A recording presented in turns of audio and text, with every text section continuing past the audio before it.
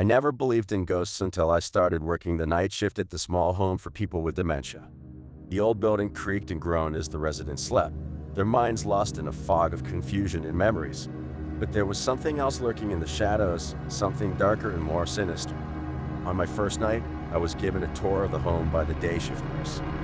She showed me the residence rooms, the common areas, and the security measures in place to keep everyone safe.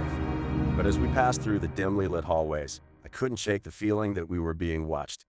I chalked it up to nerves and new job jitters, but deep down I knew there was something else at play. As the night shift began, I settled into the small nurse's station, surrounded by monitors and paperwork.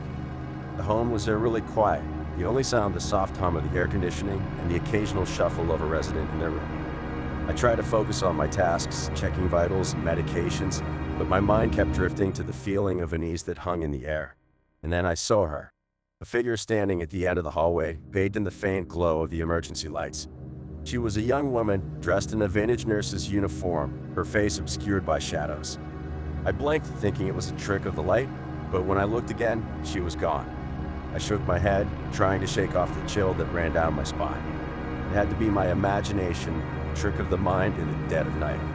But as the hours passed, I saw her again and again, always just out of reach, disappearing before I could get a closer look. I tried to ignore her, to focus on my work and the residents in my care, but she was a constant presence, a ghostly specter haunting the halls of the home. And she wasn't alone. Shadows moved in the corners of my vision, whispers echoed down empty corridors, and the air grew colder with its passing hour.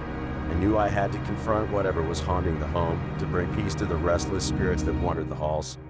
Gathering my courage, I ventured into the darkest corners of the building, following the trail of the ghostly nurse. It led me to the basement, a forgotten space filled with broken furniture and dusty boxes. The air was thick with the smell of decay, and the sound of dripping water echoed off the walls. And there, in the center of the room, stood the ghostly nurse, her eyes fixed on me with a mix of sadness and longing. I approached her slowly, my heart pounding in my chest.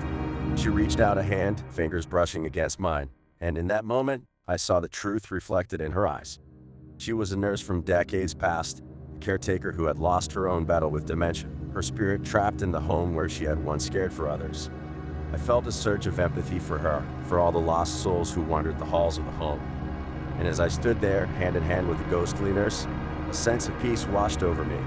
The shadows receded, the whispers faded, and the air grew warm once more. From that night on, I never felt alone in the small home for people with dementia. The ghosts of the past were my companions, my protectors, guiding me through the long hours of the night shift. And as I cared for the residents in my charge, I knew that I was not just a nurse, but a guardian of the lost souls who called the home their final resting place.